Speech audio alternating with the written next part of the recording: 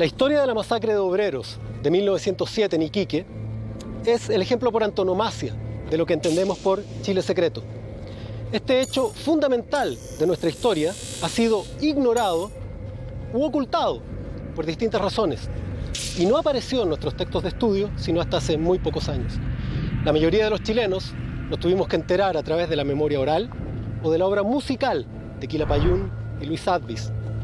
Es importante entender este hecho, crucial en la historia de los trabajadores chilenos, porque explica cómo el Estado chileno ha protegido al poder económico usando a las Fuerzas Armadas, a sangre y fuego, a una costa de la vida de sus propios ciudadanos. Algo que se ha repetido de manera salvaje a lo largo de toda nuestra historia, de manera cíclica. Es importante que los chilenos entendamos esta dinámica de nuestra historia que se repite cada cierto tiempo. Ahora, con respeto, les pediría que escuchen la historia de la Escuela Santa María.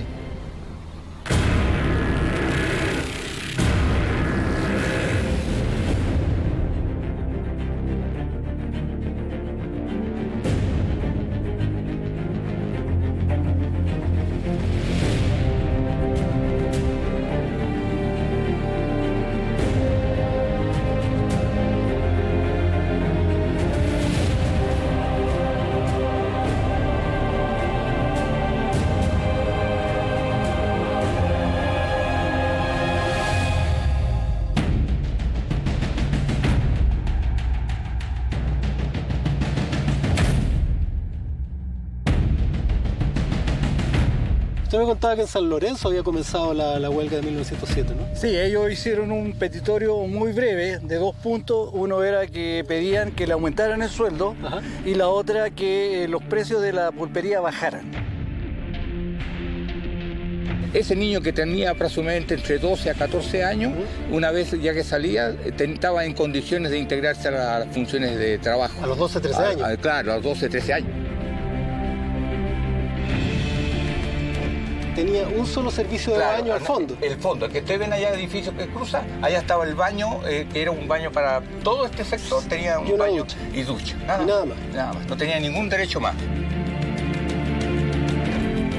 O sea, fue en este lugar por donde bajaron esos 8.000 obreros 8.000 que vinieron en ferrocarriles, más o menos. Más o menos, venían en muchas tandas. El 20, el 17, el 18 empezaron a llegar mucho más obreros. Aquí habían familias. O sea, los pampinos cuando bajaron confiados. Entonces no bajaron solos. No eran personas que venían, hombres solos que venían a la aventura, sino que trajeron a sus familias porque pensaban que aquí iban a encontrar una solución. ¿El descontento era grande? Fue grande en un comienzo, sí, 1.500 personas que fueron las que partieron. Lo que ocurre después es un desplazamiento de las unidades, tanto las unidades navales como terrestres del ejército. Entonces, hay 2 fuerzas que son la infantería y la caballería. Silva Renal, montado en su caballo, va a la puerta de la Escuela Santa María y pide hablar con los dirigentes. Aparecen los dirigentes y le dice: si ustedes no deponen su actitud, nosotros vamos a actuar con la fuerza que la ley nos impone.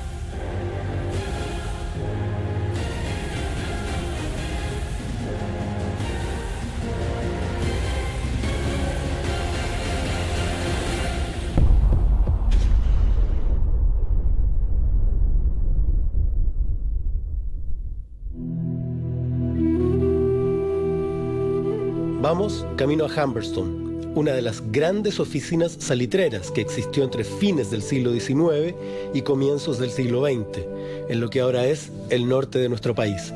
Una tierra minera, dura, que fue testigo y partícipe del apogeo de nuestro llamado oro blanco. En pleno desierto de Tarapacá, a 47 kilómetros de Iquique, se extienden los últimos vestigios de un pueblo minero fantasma que fue escenario de arduos trabajos y de la miseria en la que vivían nuestros pampinos.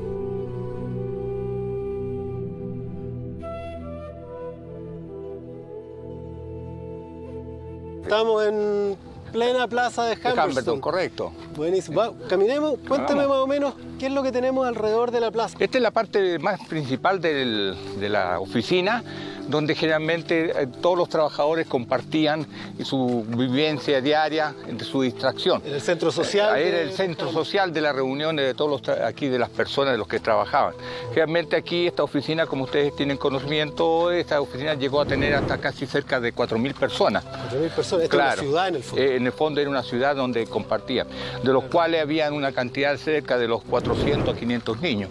¿Ya? Lo que de diferentes formas, de diferentes edades, que posteriormente ellos mismos se integraban al trabajo y se integraban a la ciudad. Eso es importante. Los niños se educaban en una escuela que me contaba que estaba más allá, ¿no? Claro, hay una escuela que se encuentra, que tenía esa escuela nació en el año 1894. Aquí generalmente los niños que ingresaban a la escuela entraban a un colegio digamos, pero voy a hablar del sistema antiguo, de primero primaria hasta sexto de primaria. Claro. Sexto básico. El día de actual, para ser lo más equivalente. Ese niño que tenía aproximadamente entre 12 a 14 años, una vez ya que salía, estaba en condiciones de integrarse a las funciones de trabajo. A los 12, 13 años. Claro, a los 12, 13 años. Sin ningún problema entraban a ingresar con actividades propias de ellos. Claro. Por ejemplo, de control, de traslado de herramientas, de limpieza de las mismas herramientas. Y en la minería también se empezó a utilizar en ciertas ocasiones su trabajo. ¿Cómo era su día? ¿A qué hora partía su día? Su actividad, todos los trabajadores aproximadamente partían entre algunos 6:30 para poder ser trasladados a sus funciones determinadas en la calichera. 6:30 de la mañana. 6:30 de la mañana. Ya debían estar ahí en el lugar de traslado. Y ellos llegaban aproximadamente como a las 7 de la mañana, se demoraba media hora en llegar a avanzar estos 4 kilómetros porque lo llevan en el mismo ferrocarril. El yacimiento estaba a 4 kilómetros. Estaba como a 4 kilómetros, 2 kilómetros que se encontraban en distancia.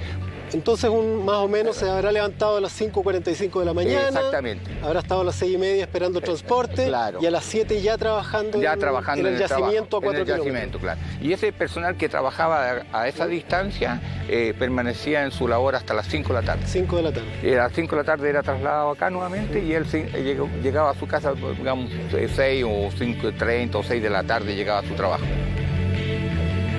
Alrededor de 1907, en Humberston, que entonces oficina La Palma, al igual que en la oficina salitrera Santa Laura y otros lugares de explotación del salitre, se vivían extensas jornadas de trabajo bajo un sol abrasador y en condiciones de vida realmente paupérrimas.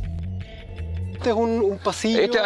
Aquí había un control. ¿De soltero? De soltero. Este es un pasaje de soltero. ¿Y todas estas? Cada una de esas entradas que hay, podían vivir 2 trabajadores. 2 trabajadores y eran espacios pequeños. Solamente para 2 camas, de plaza y media, podríamos decir, y no hay más espacio para colocar un velador al centro. Y todo este enorme cité en el fondo, claro, tenía un solo servicio de baño al fondo. El fondo, el que ustedes ven allá, el edificio que cruza, allá estaba el baño, que era un baño para todo este sector, tenía un baño y ducha. Nada más. No tenía ningún derecho más. Toda la alimentación tenían que hacerla afuera en un rancho. Pero aquí nosotros podemos ver, en esta casa que vamos a ingresar, pertenece a un obrero tradicional casado, que tiene una familia de 3 hijos, inclusive 4 hijos. Pero ya cuando tenía una mayor, en la empresa había ciertas concesiones que le da una pieza más. Pero en este caso, como lo vamos a visualizar, es característica de una vivienda normal de un trabajador. Más del 80% de las viviendas tienen esta misma condición. Perfecto. Entonces aquí compartían su comedor, el piso era de tierra, como pueden visualizar, y por supuesto en ese sector estaban las 2 dormitorios. ¿Esta cocina está hecha con Estas cocinas fueron hechas por ellos mismos. La empresa se caracteriza, estos ladrillos todos pertenecen a la compañía. La empresa le entregaba esta plancha. Esta plancha se la entregaba con los nombres aquí, Compañía Salitrera Tarapacá Antofagasta.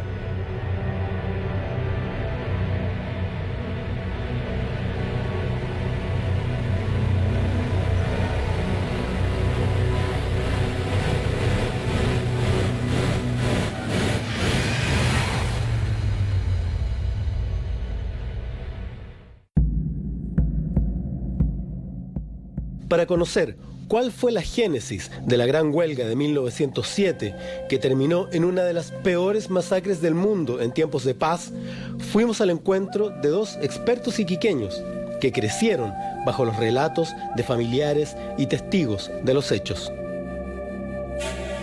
Usted me contaba que en San Lorenzo había comenzado la huelga de 1907, ¿no? Sí, ellos hicieron un petitorio muy breve de 2 puntos. Uno era que pedían que le aumentaran el sueldo. Ajá. Y la otra que los precios de la pulpería bajaran. En base a eso, su reclamo no fue escuchado y ellos empezaron a ir a la oficina al lado, Santa Lucía, buscando respuestas, no lo hallaron y se acercaron hacia el pueblo de Alto San Antonio y de ahí entonces empezaron conversaciones con otras oficinas salitreras que estaban muy cercanas y emprendieron el viaje hacia Iquique a pie por la línea del tren. Estamos hablando de 55 kilómetros a pie. Exactamente. Hasta Iquique. Fíjate que hay un dato de que me llamó la atención a mí porque lo que aparece en cuanto a mujeres que bajaron a Iquique eran 22 mujeres con niños. Entonces fueron 2 días y medio en que familias y mineros solos caminaron por estos mismos parajes en dirección a Iquique. Exactamente, y a medida que fueron agregándose más oficinas salitreras, pudieron conseguir que los trenes bajaran con la gente, en algunos con carros preparados para el viaje de gente y otros solamente los carros planos que bajaban los sacos salitreros. Gente subida en estas rampas. Exactamente, con el peligro de caerse, sí, con los bamboleos que dan. Y es así como encontramos por toda esta zona montones de animitas que indican que gente se cayó del tren.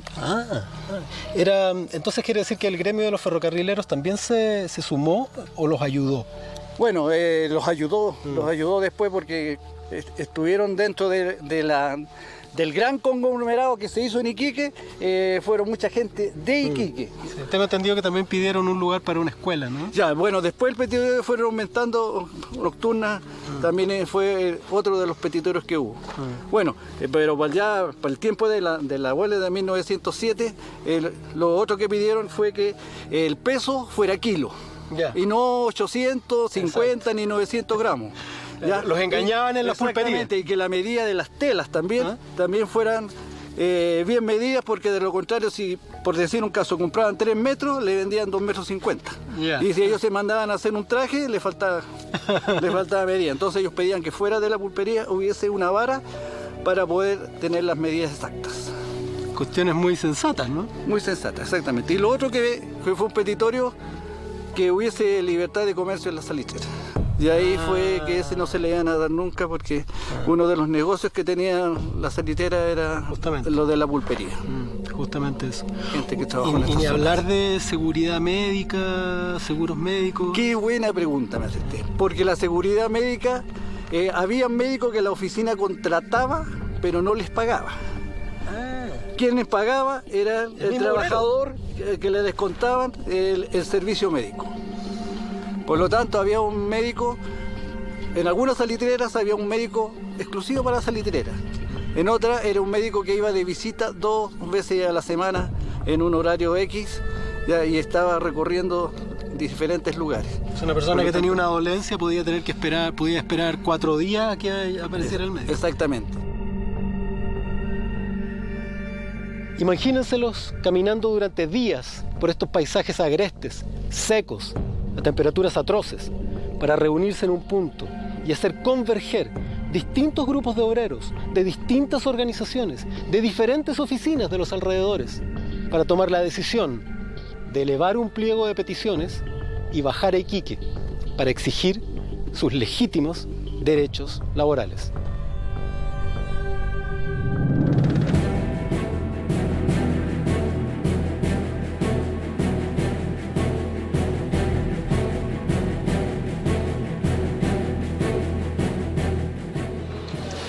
Hoy esto es la oficina del registro civil de Iquique, pero en 1907 esto debe haber estado bullente de obreros bajando, cientos de personas incorporándose a la huelga.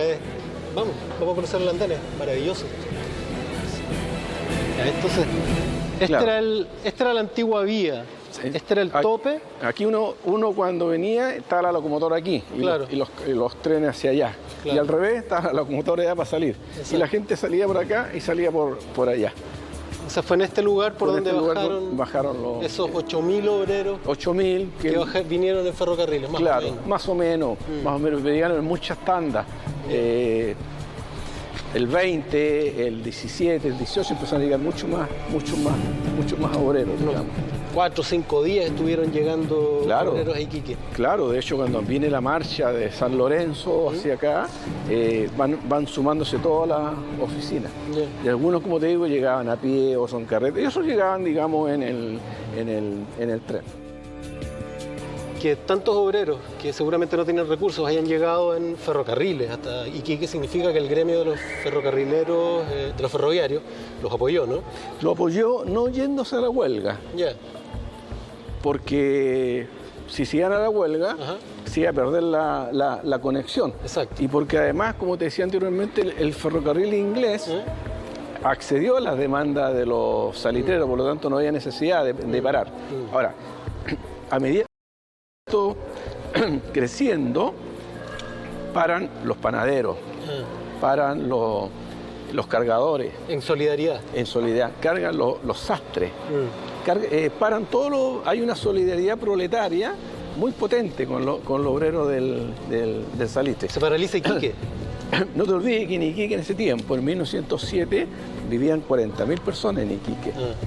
Llegan 10.000 Claro. pampinos a Iquique. Por lo tanto, para las clases acomodadas, para la burguesía, era un peligro inminente porque Era una estaban bajando los bárbaros, los salvajes, ¿no? Estos obreros fueron concentrados en el hipódromo municipal, que queda al otro lado de Iquique, en el sector de Cabancha, donde hoy se encuentra el estadio municipal. En ese sector despoblado los instalan y como van llegando aún muchos más, deciden llevarlos a la escuela Santa María. Vienen obreros con sus hijos, con sus hijas, con sus bártulos, con todo tipo de instrumentos. Y todo lo que informa la prensa hasta el día 18 es que los obreros del salitre tenían un comportamiento ejemplar. O sea, no hubo disturbio. No hubo disturbio, porque además los obreros en la Escuela Santa María tenían un reglamento incluso y tenían un comité de disciplina. Todos aquellos que bebieran, hicieron reyerta, eran expulsados. Porque a los dirigentes les interesaba saber, demostrarles que eran obreros organizados, que eran tranquilos y que la comunidad no tenía que temer nada. ¿Y ellos negociaban con el intendente? ¿Nunca hablaban directamente con los jefes de las oficinas? En algunos momentos hablaron con el intendente, que es un intendente subrogante, después llega Eastman, y llegan y conversan también con los salitreros. Y toda la lógica de los salitreros era un poco decirle, al igual que Eastman, conversamos, pero siempre y cuando ustedes vuelvan a sus trabajos. Incluso le dicen, ya le tenemos dispuestos los trenes para que vayan. Y los obreros vienen acá a ir a tomar el tren porque aceptan la idea, pero se encuentra que hay puros trenes de carga. Yeah. Por lo tanto, no reúnen las condiciones mínimas de la dignidad y se devuelven todos de nuevo a la escuela Santa María, ¿no? Entonces ellos tienen una gran confianza en Eastman. Yeah. Y cuando llega Eastman, llega de Santiago, mandatado por el ministro del Interior, Rafael Sotomayor, llega aquí abajo al puerto y los obreros lo van a esperar. Y le tienen muy buena porque ellos creen que Eastman le va a solucionar sus problemas. Ajá. Pero lo que hace Eastman, al igual que los salitreros, es alargar la estrategia de cansarlo, de la manera que se vayan dividiendo. Pero los obreros tienen una conciencia de clase muy fuerte, están muy organizados, que les permite, digamos, sostener el movimiento hasta el 21 de diciembre. Carlos Eastman era el intendente de Tarapacá en aquella época. En él, los obreros del salitre tenían puesta toda su fe, creyendo que cuando llegara podría hacer que las demandas de los huelguistas fueran escuchadas. Pero no fue así. Llegado el momento, Eastman no pudo ni quiso hacer algo por los obreros del salitre, siguiendo las órdenes del ministro del Interior de la época, Rafael II Sotomayor, de exigir a los mineros abandonar ipso facto la escuela, la ciudad y dirigirse donde los soldados demandaban. Lo que va a suceder después es que la prensa va a cambiar de opinión, porque obedece a los intereses de los salitreros. Cuando ya ven que la cosa en que los salitreros no van a acceder a las demandas, ya la prensa empieza a decir, estos se están portando mal, hay que cerrarlo, y van creando las condiciones para que se produzca la matanza el 21 de diciembre. Vamos caminando por calle La Torre hacia el cerro.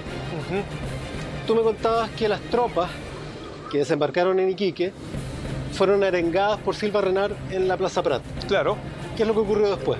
Lo que ocurre después es un desplazamiento de las unidades, tanto las unidades navales como terrestres del ejército. Entonces, hay dos fuerzas que son la infantería y la caballería. La caballería es local, es del regimiento de granaderos. Ajá. Entonces, esas unidades, específicamente el granaderos, formado con escuadrones de lanceros, estos se toman por calle Tarapacá y suben hasta calle Amunátegui, y de Amunátegui se dirigen hacia la Escuela Santa María. Vamos en dirección a la actual Escuela Santa María, la inaugurada en el 2014, que reemplaza la construida más o menos en la década del 30 y que a su vez reemplaza la original, la de madera, donde ocurrieron los hechos trágicos de 1907. Es terrible que un recinto destinado a la educación de los niños haya terminado siendo el escenario de una tragedia bárbara tan atroz. Es, de algún modo, una escuela mausoleo, pero que cada día, con las sonrisas de los niños, exorciza el horror vivido sobre este suelo.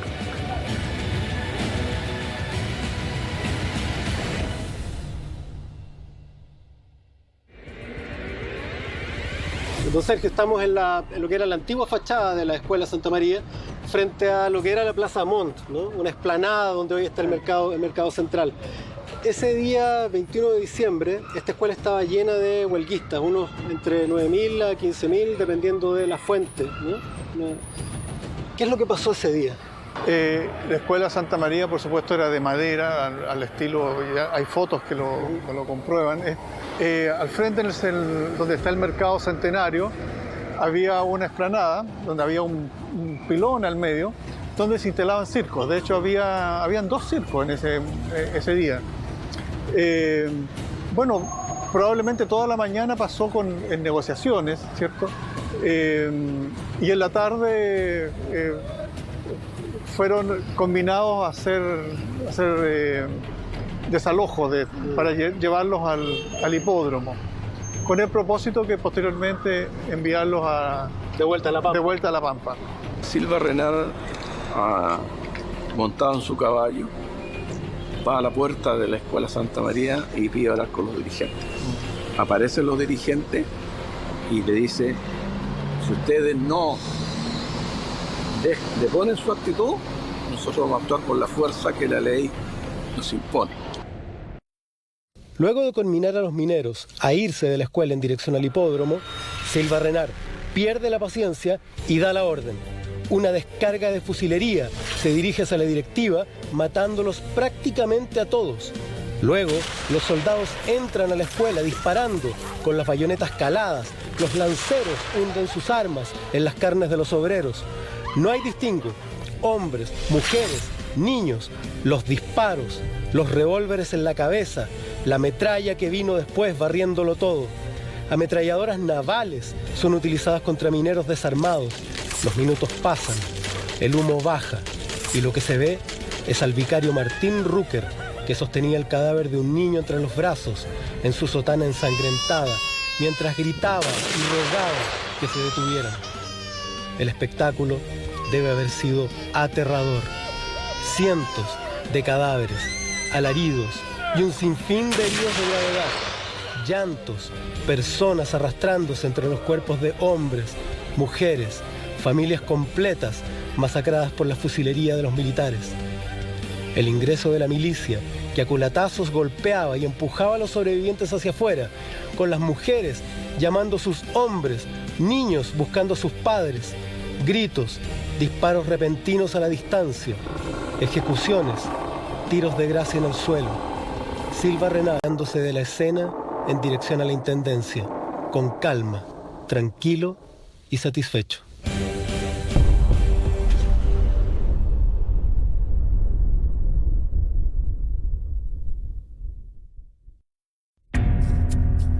Llegada la tarde, los tiros y los sables se habían detenido. La escuela Santa María estaba en completo silencio. Los sobrevivientes y testigos presenciaban estupefactos, con horror, las consecuencias de la masacre. Los que sobreviven, todos son llevados por la calle Barros Arana, rumbo hacia el hipódromo. Ahí algunos intentan arrancarse y lo van repasando con bayoneta, ¿no? Entonces eso es ese como el post-matanza, que es como un peregrinaje de los obreros derrotados, dolidos, y ahí lo van rematando algunos que intentan escaparse, porque hay algunos cuentan la tradición oral, que hay alguna gente que le abría la puerta y los metía para adentro porque pasaban al lado de las calles, como la puerta de este tipo, ¿no? Por datos que recogí especialmente de periódicos de Antofagasta, que lo miraron un poco más a distancia esto, se calcula que pueden ser entre 500 personas hasta 1000 personas, pero no más allá que eso. De todas formas, aunque haya sido 500 personas, es mucha gente. La escuela realmente quedó hecha un desastre, ¿no? Total arruinada, digamos, con las calaminas perforadas. Prácticamente no se pudo seguir utilizando. Estamos hablando de munición de guerra de alto calibre, ¿no? Las ametralladoras que se utilizan. Claro. Los dos hospitales tienen una cifra de 105 muertos. Ajá. No 500 como dice el sargento o 1000 y tanto, no. Son con los partes médicos que se sacaron. Ajá. Por lo menos lo más fidedigno que se sabe. 105 y varios heridos, claro. Hay un registro que se hace. O sea, la gente registrada en el hospital, son 105. No los que murieron afuera, porque hay muchos que murieron afuera y eso no se computarizaron. No están registrados. Entonces ahí empieza a mezclarse la crónica y empieza a salir en la crónica también la mitología respecto a los hechos. Elementos mitológicos, por ejemplo, que muchos se salvaron debido a que quedaron entre los cuerpos. Algunos, un dirigente se habría salvado entre medio de los cuerpos y habría sido echado en una carreta. Ahora, hay hechos también que señalan lo siguiente, o sea, y ahí entramos al tema de los muertos. O sea, Silva Renard declara una cantidad que son 140 y de ahí empiezan distintas crónicas a declarar 200, 150, 300, 500. Hasta hoy en día no hay un dato exacto. O sea, el dato también del historiador Julio César Llobet, que plantea que su padre, suboficial del regimiento Carampangue, que estuvo dentro de la represión, él fue encargado de subir los cuerpos a las carretas y él contó 900 la primera carretonada, que es lo que le cuenta a su hijo. Entonces, 900. Claro. Entonces, ese tipo de datos ya quedan en la memoria, como te digo. Otras personas se hicieron pasar por muertos y viene el enlace con el barrio Colorado, porque era el barrio de sectores populares y hasta ahí se señala que ahí muchos obreros habrían escapado, se desplazaron en la noche.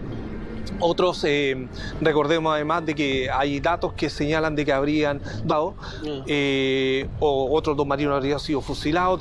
Se habla también de 20 soldados del regimiento Rancagua que habrían sido fusilados la misma noche, debido a que no dispararon. Según el testimonio escrito en 1908, publicado en febrero de 1908, Vera Riquelme, él se hace la pregunta al terminar: ¿cuántos muertos? Dice. No lo sabemos. Y se responde, pero fueron muchos. Y esa frase pues la cierra con más o menos 250, 300 muertos. Sumando, digamos, a ellos que sumarle la cantidad de heridos que mueren después, la cantidad de gente que muere en sus casas porque no tiene atención médica. O sea, podríamos calcularlo en 300. ¿Ya? En todo caso, uno ya es.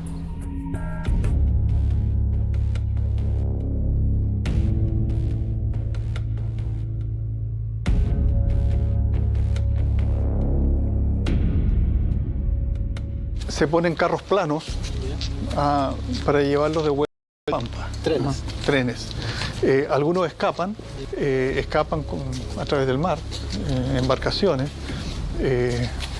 Siempre hay una historia muy bella, no sé si corresponde contarla aquí, pero Nicolás Palacios, que él fue el autor de Raza Chilena, ¿cierto? En 1904. Él era médico, vivía en Junín, y también estaba su hermano Zenén Palacios, y él fue testigo de los sucesos del 7.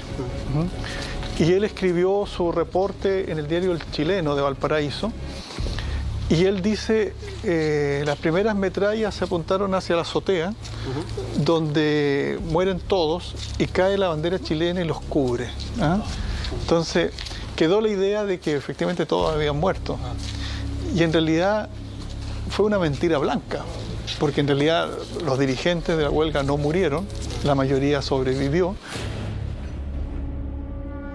Después de analizar y entender el origen de esta tragedia, cabe preguntarse quiénes fueron los verdaderos responsables de esta espantosa masacre. Yo creo que las responsabilidades eran políticas, pero se ha concentrado mucho la historia en enfocarlo hacia la responsabilidad militar. Sí. Pero en realidad yo creo que el principal responsable de esto fue el intendente, Carlos Hitzman, fue el ministro del Interior, Rafael II Sotomayor, y el presidente Pedro Montt. ¿Ah? Y no necesariamente los protagonistas del momento específico, histórico, que es más fácil culparlo a ellos. Fueron muchos factores que se fueron uniendo de manera trágica, ¿no? Con un resultado tremendo. Pienso de que el papel de Rafael II Sotomayor, como bien lo señaló Arturo Alessandri, fue el papel equivocado, ¿no? Él no debería haber tomado ninguna decisión en ese momento.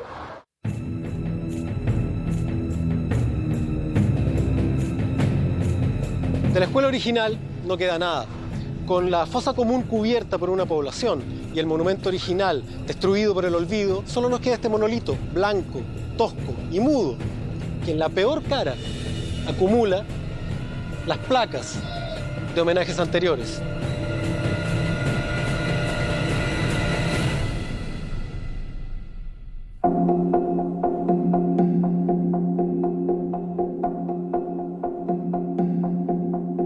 Recordemos todo el poemario que surge a partir de este acontecimiento. Tenemos Francisco Pessoa, ¿cierto?, en abril de 1908 ya, con el famoso Canto de Venganza, que después lo toman como Canto a la Pampa, ¿no? Y así sucesivamente, donde quizás el momento cúlmine es la cantata Santa María de Luis Advis, un iquiqueño. La cantata ya constituye un gran relato, a tal punto de que nosotros en los 69, 70, que éramos jóvenes, nosotros escuchamos a Led Zeppelin, Agua Turbia, sí, y escuchamos la cantata. Y saberse la cantata entera era un requisito de la iquiqueñez por mucho tiempo. A través de la famosa cantata de la Escuela Santa María de Iquique, compuesta por el músico chileno Luis Advis e interpretada por el grupo Quilapayún, muchos compatriotas conocieron, por fin, el horror que se había vivido en la Escuela Santa María. Fue una de esas formas alternativas en que nuestro pueblo se entera de las cosas que el Estado prefiere olvidar. La historia comienza, digamos, cuando Lucho Advis fue a un concierto nuestro. Estamos hablando de los años 60, fines de los 60, y quedó muy impresionado con el grupo, con la sonoridad, con los instrumentos y todo. Y él, por su propia, digamos, intención, quiso hacer una obra para este grupo. Y empezó a juntar distintos trozos que tenía compuestos para obras de teatro y cosas así, y armó esta obra, la cantata Santa María. Realmente es importante dar a conocer estos hechos como este en los cursos de historia, en los colegios, que los jóvenes aprendan y analicen y les enseñen la historia de lo que pasó verdaderamente en Chile, que no basta solo conocer, no sé, las batallas, la independencia, la colonia, etcétera, las fechas, sino que la historia es también lo que ha ocurrido en Chile. Desgraciadamente hay muchos libros de historias que son los, entre comillas, oficiales, que no hablan de hechos como este. Y si hay la posibilidad, más encima, de que una obra artística, una obra musical, les cuente un hecho como el que ocurrió en la Escuela Santa María de Iquique, tanto mejor. La Escuela Santa María vio sangre obrera La sangre que conocía solo miseria, serían 3.600 ensordecidos, y fueron 3.600 enmudecidos.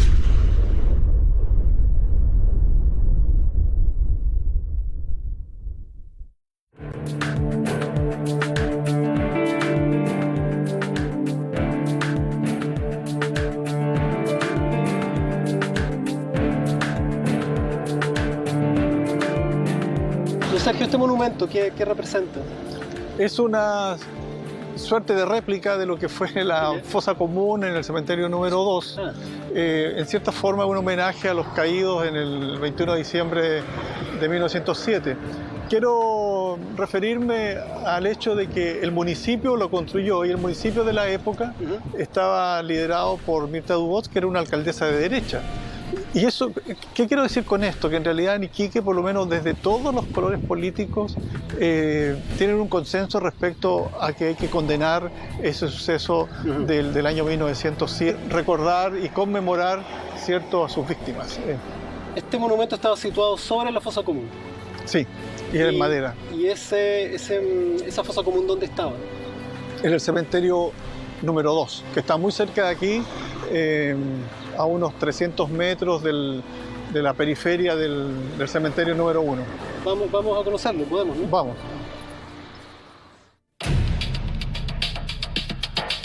El paradero de los hombres, mujeres y niños de familias completas acribilladas en la masacre es desconocido para la mayoría de los chilenos.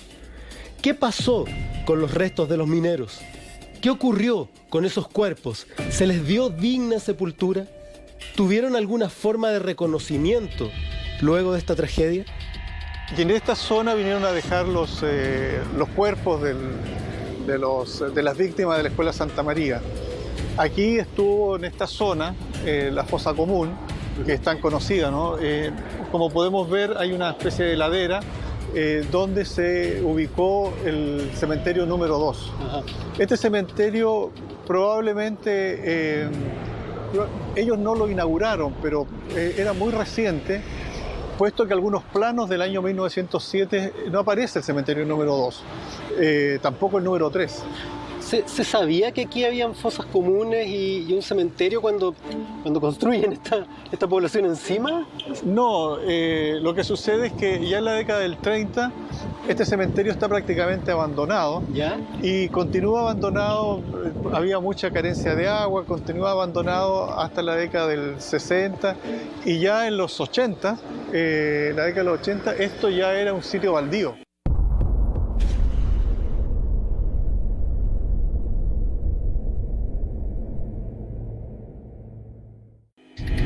El infrascrito lamenta este doloroso resultado del cual son responsables únicamente los agitadores que, ambiciosos de popularidad y dominio, arrastran al pueblo a situaciones violentas, contrarias al orden social que por majestad de la ley la fuerza pública debe amparar por severa que sea su misión. Dios guarde a usted, Roberto Silva Renard.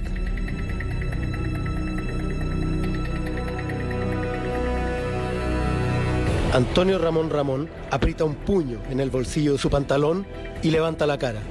Silva Renard debe haber visto un rostro hirsuto, ojos llameantes y en el último momento un brillo surgiendo entre sus ropas. La acción es veloz. El hombre se le va encima y con un movimiento casi imperceptible le hunde una daga de 20 centímetros en el cuello. El militar se lleva las manos a la garganta, intenta protegerse, pero una y otra vez, de manera violenta, el hombre hunde la daga en la carne del uniformado, en la nuca, en el costado, un brazo, 5 veces antes de recuperar algo de calma, mirar alrededor y huir. Silva Renard cae de rodillas. Roberto Silva Renard, responsable directo de la masacre de la Escuela Santa María de Iquique.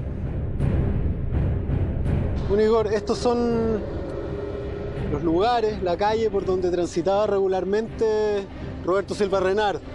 Por acá trabajaba, tengo entendido, ¿no? Efectivamente, trabajaba en lo que hoy día es FAMAE, pero que a comienzos del siglo XX era la fábrica de cartuchos del ejército, donde era director de dicha institución. ¿Esto después de que él se radica en Santiago? Este fue el premio que recibió por la tarea de haber reprimido la movilización obrera en Iquique. Hubo premios, ¿no? Exactamente. En los comunicados y en los cables se habla de las dolorosas funciones que debió enfrentar y acometer, ¿no? Claro, pero no obstante ello, habría que hacerse cargo también de que él ya había tenido participación en la represión de otros eventos de características similares. Ah, ya era un experto este. Absolutamente. Probablemente si tuviéramos que hacer una analogía, sería el Manuel Contreras de comienzos del siglo XX. Es decir, experto en represión de movimientos de trabajadores. Sin ninguna sanción. Absolutamente ninguna. La más absoluta y total impunidad. ¿Qué pasa entonces en ese día en que Silva Arenal, quizás por esta misma calle, caminando, de pronto se encuentra con alguien? ¿Quién era esa persona? Es Antonio Ramón Ramón, un obrero de origen español de la zona de Andalucía, de la Andalucía profunda, que había emigrado a América Latina, al igual que muchísimos europeos, a fines del siglo XIX, comienzos del siglo XX. Hay un intercambio epistolar que él mantenía con su hermano. Eran dos sujetos que, pese a ser hijos, en este caso de madre distinta, son muy unidos a propósito de las experiencias de vida que les ha correspondido desarrollar, tanto en Europa como en el norte de África. Primero estuvieron en Argelia. De manera tal que este sentido de pertenencia, de filiación muy intensa, es lo que mueve en primer lugar a Antonio a viajar a Chile, más que la necesidad laboral. Esta necesidad de reencontrarse con el hermano respecto del cual tiene la sensación de que algo le ha ocurrido y algo terrible le ha ocurrido. Llega a Chile y, como tú muy bien señalas, hace una investigación en relación con los lugares donde él había estado trabajando. Bajas Pampa, por ejemplo, que es una de las oficinas salitreras desde las cuales su hermano le había remitido correspondencia, y ahí se entera de que efectivamente su hermano había participado en el movimiento huelguístico de 1907 y que era una de las víctimas de la matanza de Santa María. Y esto evidentemente le causa un efecto emocional muy fuerte. Sigue su recorrido como trabajador transhumante hasta Valparaíso y Santiago y sigue recopilando antecedentes sobre los acontecimientos. Se entera que el responsable directo es Roberto Silva Arenal, y según lo que él mismo declaró ante los jueces una vez que fue detenido, a partir de ese momento ya comienza a premeditar la necesidad de hacer justicia, ya que el Estado en este caso se la negó no solamente a su hermano, sino que al resto de los trabajadores que fueron ejecutados en la Escuela Santa María. Es precisamente en Biel donde va a ser atacado por Antonio Ramón Ramón con un puñal. Una de las 5 estocadas va a ser, en cierta forma muy certera, va a ser detrás de un lóbulo parietal, del lóbulo parietal derecho, si mal no recuerdo, que es la que le causa la herida más grave en el largo plazo. Y una vez que le asesta las puñaladas, Antonio se desplaza precisamente por acá, por Rondizoni, en dirección al Parque Cousiño en esa época. Uno podría decir que esta fue la calle por la que corrió Antonio Ramón Ramón huyendo de las personas que lo perseguían. Bueno, él corre por esta calle, pero de frente se encuentra con un guardia de la penitenciaría de Santiago, que es el que en definitiva lo reduce con un revólver. Y luego las dos personas que eran las que se habían desprendido del grupo en calle Biel llegan hasta el lugar donde el guardia penitenciario lo había reducido y terminan de apresarlo. Tienen que haberle sacado la mugre. Los que hacen eso son los soldados que salen, en este caso de la fábrica de cartuchos del ejército, al mando de un capitán, que efectivamente lo golpean, y en este caso lo golpean con un sable y le causan heridas graves, digamos, de las cuales va a costar mucho para que termine de recuperarse. De hecho, la primera etapa del proceso se va a ver interrumpida precisamente porque Antonio Ramón está en condición muy crítica, digamos, inicialmente, como consecuencia de las heridas que le propinaron los que lo capturaron, digamos, en ese momento.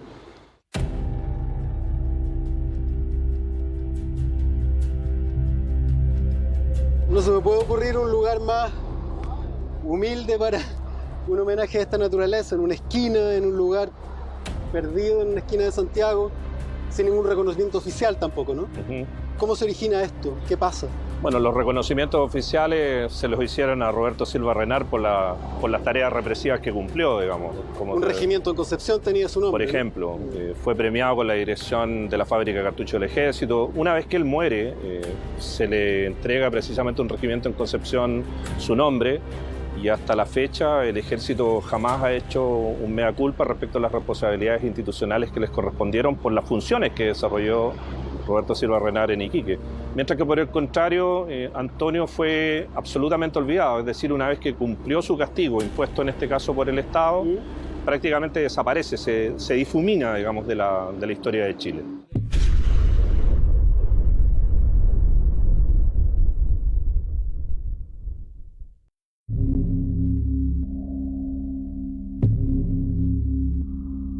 Silva Renard dejó por escrito su relato sobre los hechos ocurridos ese fatídico 21 de diciembre de 1907, que se conserva hasta el día de hoy en Iquique, en la Universidad Arturo Prat.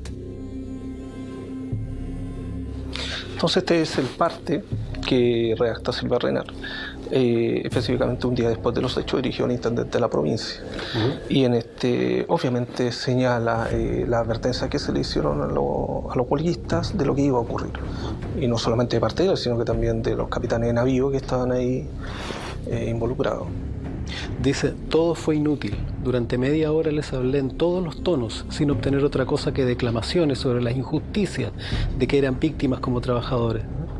Dice que, viendo que eran inútiles todos mis esfuerzos pacíficos y persuasivos, me retiré haciéndoles saber que iba a emplear la fuerza. Claro. Pero no es solo la masacre de obreros de la Escuela Santa María. Chile entero es una extensa geografía de la sangre, donde el Estado ha demostrado su voluntad de violencia en contra del trabajador.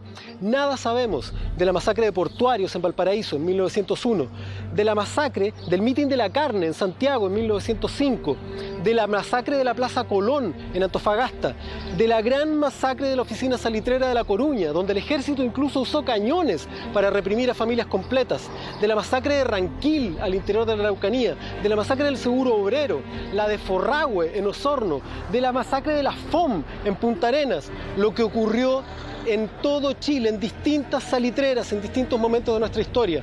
Para culminar con la más grande de todas, la dictadura de Augusto Pinochet Ugarte, donde se utilizaron todos los medios para liquidar al trabajador social del siglo XX. Chile tenía suficientes instituciones como para poder resolver esto. Es decir, tenía la capacidad política de poder poner de acuerdo a distintos actores. ¿Y por qué no ocurrió? ¿Por qué se llega a 900, 500 obreros muertos?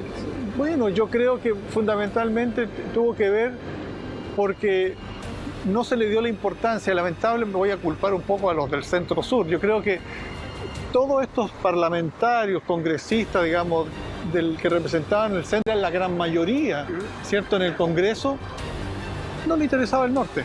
Los obreros de Iquique, el 21 de diciembre de 1907, demostraron un ejemplo de valentía, de consecuencia, de justicia, de dignidad.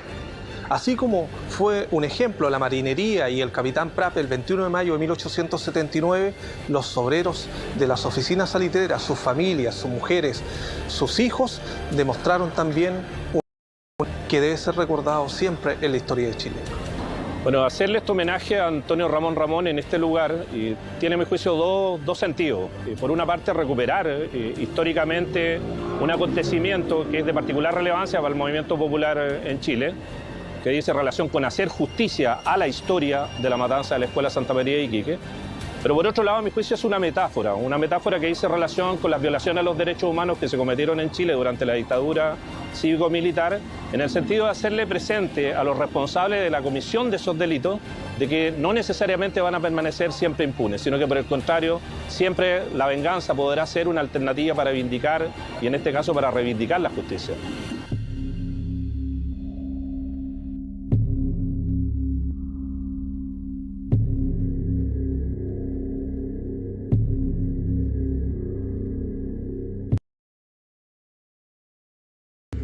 Soy nieto de obrero del salitre, que trabajó acá mismo, en Humberstone, bajo este mismo sol atroz, deslomándose por intereses que ni siquiera eran chilenos.